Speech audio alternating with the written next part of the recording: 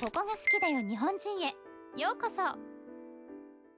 海外と日本の違いとしてよく挙げられるのが教育制度の違いですね。一番の違いは学期数でしょうか。1年間を3学期で過ごす日本に対し、アメリカをはじめとする欧米では2学期制を取るところがほとんどです。今回はそんな日本と海外の教育現場を身をもって体感した留学生のお話です。彼女が日本に来て一番驚いたものは、多くの日本人にとっては当たり前に使っているあるものについてでした。そのものを見たことで、日本に対するイメージすらガラリと変わってしまう、そのあるものとは一体何だったのでしょうか。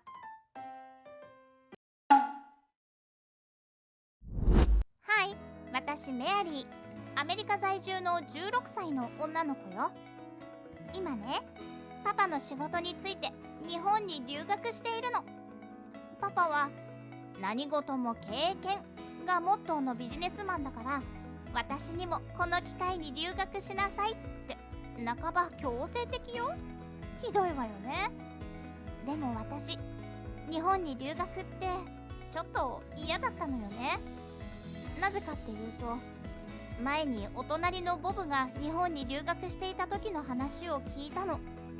そしたらあまりに文化が違いすぎてとても馴染めるとは思えなかったのよ。ボブが言うには、日本のハイスクールはほとんどの場合ユニフォームがあって、その服を着ないといけないんですって。なんでそんなことするのかしら。まるで軍隊みたいだし、私は好きになれないわ。でもパパがどうしてもって言うから、1年だけって約束で日本に留学することにしたの。それも日本のハイスクールよ。こう見えて私、成績優秀で地元のハイスクールでは一つ飛び級しているくらいなの。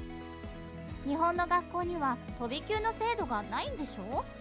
優秀な人もそうじゃない人も一緒の教室で学ぶなんてすごく効率が悪いと思わない？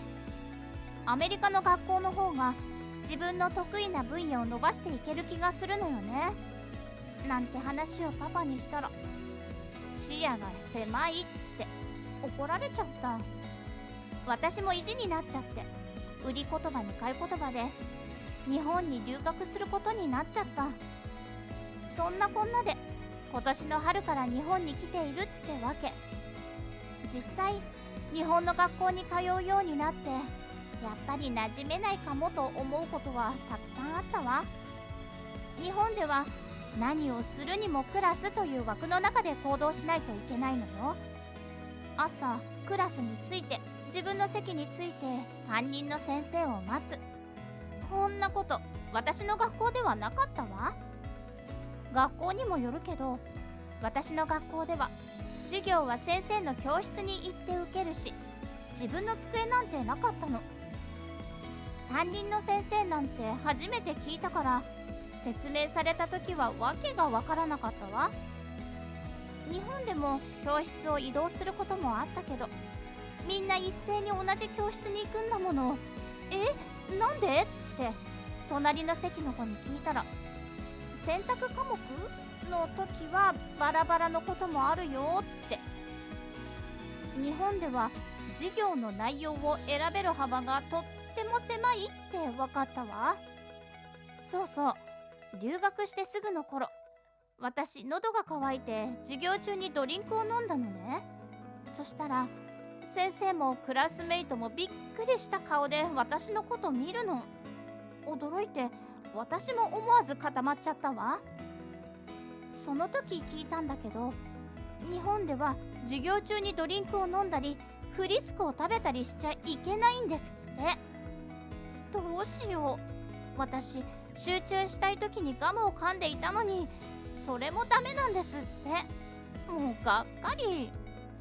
そんな感じで、とにかく日本はみんなと一緒に行動することが多くて、自由がないって感じたわ。体育の時間ですら服装もみんな同じ。個性ってものがないのよ。パパの励ましで頑張って日本の学校に通っていたけど、なかなか友達もできなかったの。でもね、ある日隣の席の子が使っていたペンがとってもキュートな色をしていたの。私、実はイラストを描くのが大好きなの。私が持っているペンはどちらかというと鮮やかな色のものが多いのよね。でも隣の席の子、みゆきって言うんだけど、彼女の持っていたペンはどれも柔らかな色でとってもキュートなの。みゆきに教えてもらったんだけど、今日本ではパステルカラーとかナチュラルカラーのペンが流行ってるんですって。それで先週みゆきにお願いしていろんなペンの売っているお店に一緒に行ってきたの。日本の文房具屋さんって本当にすごいのね。私初めて日本に来てよかったと思ったわ。売り場もとっても広くて種類もすごくたくさんあるの。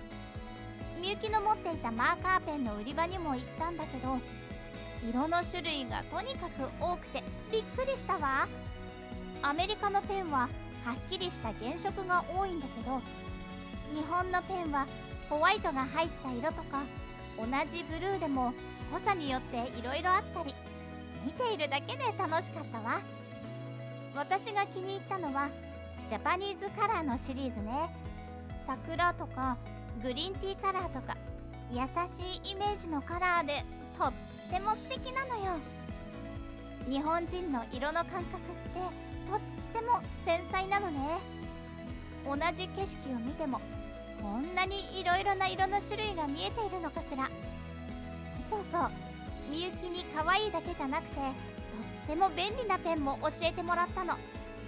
驚かないでね。なんとこのペンの後ろのゴムでこすると書いた文字が消えるのよ。授業でノートを取るとき、シャープペンシルだといろいろな色がないのが残念なのよね。このペンならシャープペンシルと同じように間違えたらすぐ消せるのに、カラーもたくさんあって楽しい。あれもこれも欲しくなってついついたくさん買っちゃったわ。みゆきは買いすぎって笑ってたけど、アメリカの友達へのお土産になりそうだしいいかなと思って。こんなペンを発明できるなんて、日本人って実はとっても合理的なのかしら。そうそう、日本のボールペンもいろいろ売ってあったけど、どれも書き心地が良くてそこも驚いたところよ。日本のノートは紙の質もいいのか、ペンで書いてもシャープペンシルで書いてもスルスルと書けるのがいいわね。そうそう、絶対買って帰ろうと思ったのが修正テープ。地元の友達に見せたら絶対驚くわ。これなら印刷した文字も消せるのよ。文房具店で見つけたのは実用的なものだけじゃないわ。マスキングテープとかシールとかも種類が豊富で目移りしちゃった。こんなにたくさんのテープどうやって使いこなすのってみゆきに聞いたら、プランナー、つまり予定を書き込む手帳に使うんですって。みゆきの手帳を見せてもらったんだけど、予定のシールをアイコンのように使うととっても見やすいの。他にも消しゴムとか面白い形のものがたくさんあるの。寿司の形とか食べ物の形の消しゴムはまるで本物みたいによくできているの。それで思い出したんだけど、ボブが日本のお土産でくれた食品サンプル、あれによく似ていたわ。でも私はこっちの方が好き。小さいからたくさん持って帰れるし、並べておいてもキュートなんだもの。日本人って真面目が取り柄で軍隊みたいって思ってたけど、日常の中にこんなユーモアを取り込めるのね。とにかくこのショッピングで私は日本人のイメージが180度変わったわ。その日買ったものをパパに見せていろいろ話したの。パパはうんうんって聞いていてくれたけど、日本人の良さは一つの道具をとことんまで便利にするために工夫するところだって教えてくれたの。なんだか納得しちゃったわ。日本ってディベートの授業は本当に少なくて、自分の意見を言うのとかは苦手な人が多いなって思ってたの。だから日本の教育に不安があったのよね。でも数学のレベルを見たら日本の教育も悪くないのかもと思えたの。それに日本人って手先が器用なのかしら。みゆきと見た文房具のどれも本当に質が高かったわ。ボールペンはいつでも書き始めと同じようにインクが出るし、シャープペンシルですらいつでも尖った状態になるペンがあるのよ。アメリカは自由な意見を出し合うことで新しいシステムを生み出すのが上手だけど、日本人は多数の優秀な人が一つのシステムをブラッシュアップさせるのが得意なのね。パパにそんな話をしていたら、パパが驚いた文房具を見せてくれたわ。それが針のいらないステープラーだったの。日本人のアイデアでこんなに素晴らしいものがあったなんて私も驚いたわ。これなら針を外して書類を捨てる必要がないからリサイクルがしやすいの。日本人って国際会議でもはっきりとした目標を言わないし、環境問題には無関心なのかと思っていたの。でもそんなことなかったわ。これは完全に私の間違った認識だって思ったの。そういえば日本では学校の掃除は生徒自身がするのよね。私最初はなんて非効率的なのかと思っていたわ。でもああいった経験をしていたら、ゴミを捨てる時も分別を大切にするようになるわよね。パパも初めて日本に来た時にそういったいろいろな場で日本の良さに気づいたんですって。パパは私にもそのことに気づいてほしくって日本への留学を勧めたみたい。実際私は自分の視野の狭さに気がつくことができて本当に良かったわ。アメリカの教育制度の良さは優秀な人の個性を大きく伸ばすことにあると思うの。でも日本の教育制度の良さはたくさんの人がある程度の高い教育を広く受けられることにあるのね。どちらも正解でどちらも間違いじゃないのかもって思えるようになったわ。あの時みゆきがたくさんのペンを見せてくれなかったらそのことに気づかないままだったのかと思うとゾッとしたわ。視野の狭い人間は大きく成長することができないものね。日本にいられるのは1年間だけだけど、この経験が私の人生に与える影響はとっても大きなものになると思うわ。海外の文房具は歴史のあるものも多く質の高いものも多いですね。一方日本の文房具は安価で質が高いと言われます。100円ショップですら高い品質のボールペンが購入できると言われます。さらに日本の文房具はデザインが非常に豊富です。マーカーペンの色の種類はどのメーカーであっても数十種類あることがほとんどです。また開くと立てられるペンケースなどアイディアに富んだ文房具も多く、こうした点からも海外の人からの人気が高まっています。かさばらず誰に送っても好評な文房具は海外へ行く時のお土産としても優秀ですね。ぜひ海外の人にもこの便利な文房具の数々を手に取ってほしいですね。最後までご視聴いただきましてありがとうございました。